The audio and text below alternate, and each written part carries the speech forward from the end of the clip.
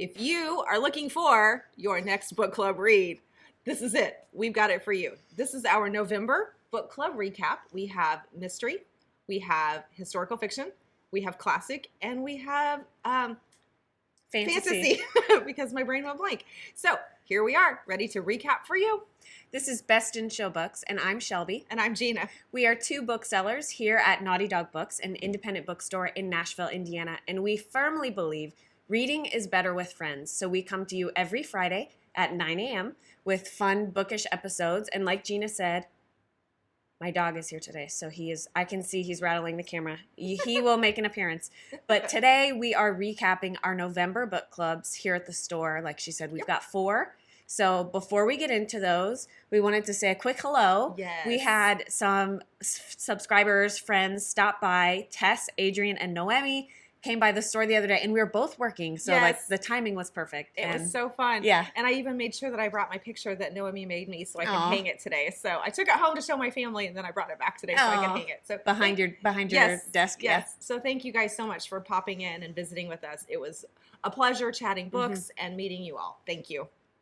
So let's get right into the book clubs. We're going to start with classics. And classics, this is going to be kind of a quicker one because the book was so long that they were supposed to discuss it in November, but everybody was like, please extend it. So they'll be discussing it in December. But to give you a little intro, it is Lorna Doone, A Romance of Exmoor by R.D. Blackmore. And one of our booksellers here, the leader of the Classics Book Club, said that this was like one of her favorite books. She loved it so much and was very excited to choose it. Jeanna and I tried it, and I may go back. I'll try again. Maybe we'll go back. So, anyways, who knew it was more than a cookie? That's all I knew. It is not a cookie. Yeah, that's true. And she told me like it's called Lorna Doone. Now it's like the cookie, which I feel like everybody probably has that thought. So it takes place in 17th century England, and it's the story of a farmer and how he falls in love with Lorna Doone, and she is a member of the outlaw Doone clan that murdered the farmer's father. It's got romance, adventure, love, revenge. That sounds really good. According to the book club, the leader, she's like, you've just got to get past the very beginning. And then it's this great romance. It's sweeping. It's beautiful. And I got stuck at school. We're stuck at the beginning. We're stuck at the school. And it's R.D. Blackmore and this story in general are famous for authentic dialects. Yes. So when you read it, it is very like kind of jarring and things are spelled phonetically. Yes. And we got really bogged down, and it was really funny because we read it separately. Like we started separately. I didn't even know you started it. Yeah, I didn't know you did either. and then when we were talking about it, we stopped at the exact same part and didn't care for it for the same reasons. But like we said, we might go back to it. So I picked up the audio version, and it's like, oh, that would be rough. 28 hours. I don't know. It's something crazy. Yeah. And so Eleni was like, just get the abridged version, and so you get the story, and then maybe go back. And I'm like, oh, that's a great idea. I still haven't done that. I will, though. And now I'm curious to see what's past the part we're stuck in. I really am. I will say, we went on a trip, and she described it to me on a train ride, and I was enthralled. Yeah. Like, it was a really great plot. It sound amazing. So we just got to get past this intro of the school. It's like just continuously talking about the pupils and like the chalkboard, and I'm like, okay. And the way it's written. Yeah. But anyways, so they're taking an extra month probably for length reasons and also probably for dialect reasons. Probably. But they will discuss that in December. But to do our due diligence on this book club episode, I had to mention they are reading Lorna Doone. Yes. So the next one that we can actually tell you about will be Mystery. Yes. And we all read it. Well, people read it. We actually read it as the club, and we discussed. Hello, friend. I told you. Hi. I told you. This is Arthur, in case you are new to us. This is Arthur. He is our bookstore dog. Needy. And he's very loving. And I'm about to get kisses, I think. Are you going to drink my tea? Hi. Oh, okay. It's very cold today here, and so I was like, well, I'll just bring him, you know, and he'll just cozy up by the fireplace back there. It's okay. I love Arthur. We're good.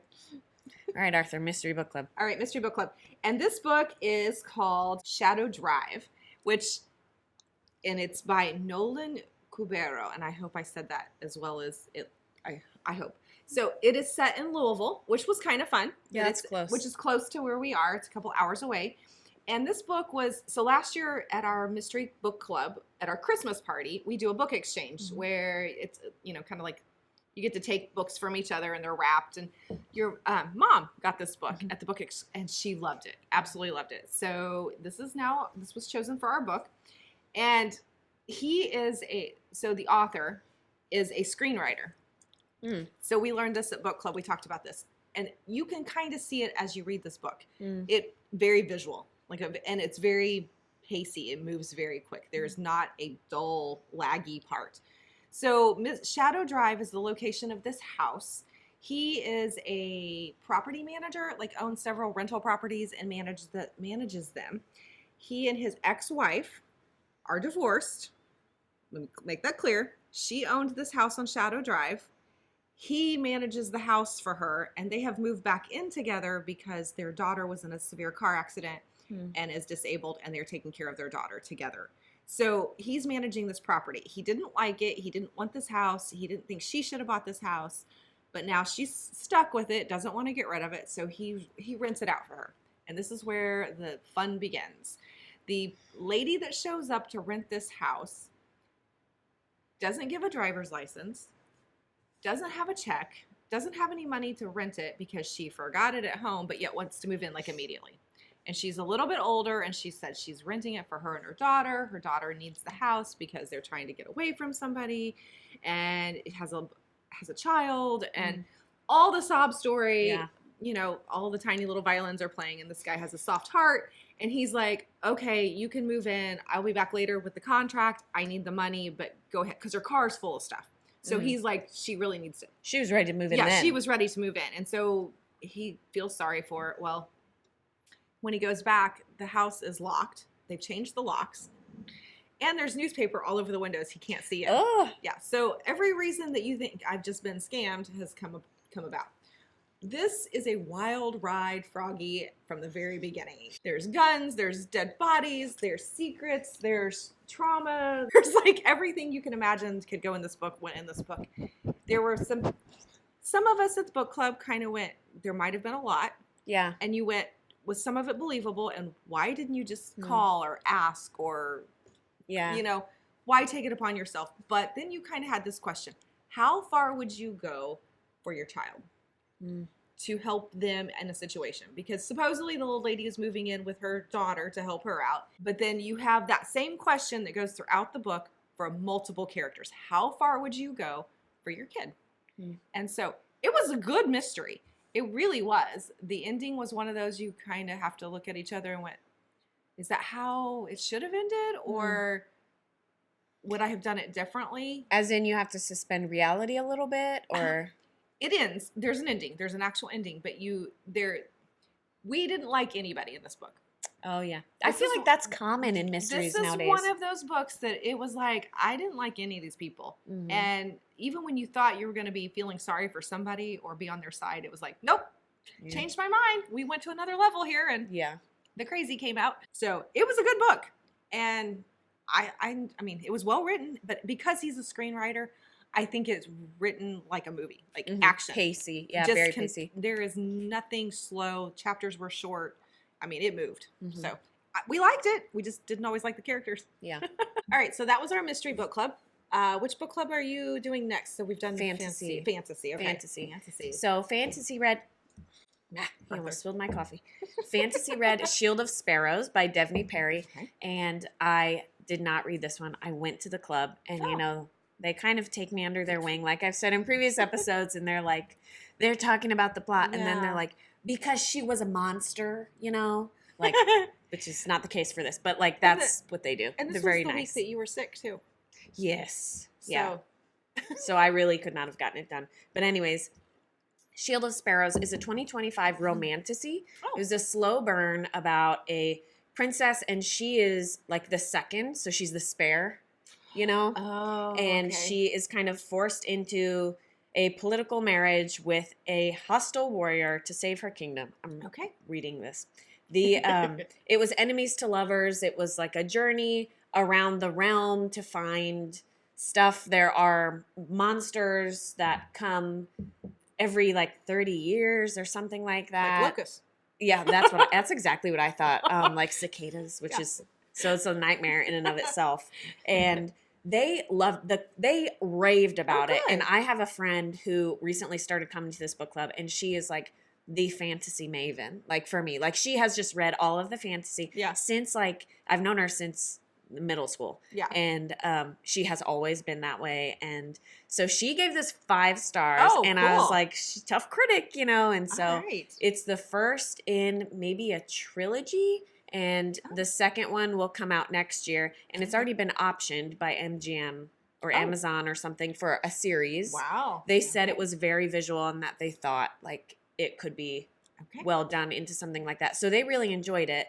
And it was very interesting to sit and listen to their conversation because as I was kind of piecing it together, you know, and they were working together to be like, well, let's connect this dot here. Mm-hmm. And maybe she did that because of this. And there were secrets about, I think it's secrets about like maybe who her mother is or something like that. And they really liked it. And it was a very animated conversation.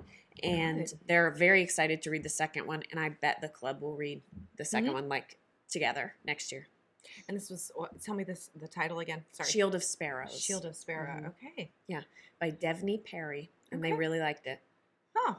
Yeah. I hate that I'm behind on the fantasy books because I'll join the club, Jeanna. Because she picks some really good ones. And when I get to them and I read them, I'm like, dang it, that was really good. Mm-hmm. Like I just finished the One Dark Window and Two Twisted Crowns series. Yeah. And that was really good. So I'm sad that I got to pick it up. Quick break here. I am just drowning in books right now because we have, especially with the holidays, all of our book clubs. Well, did yours get moved up?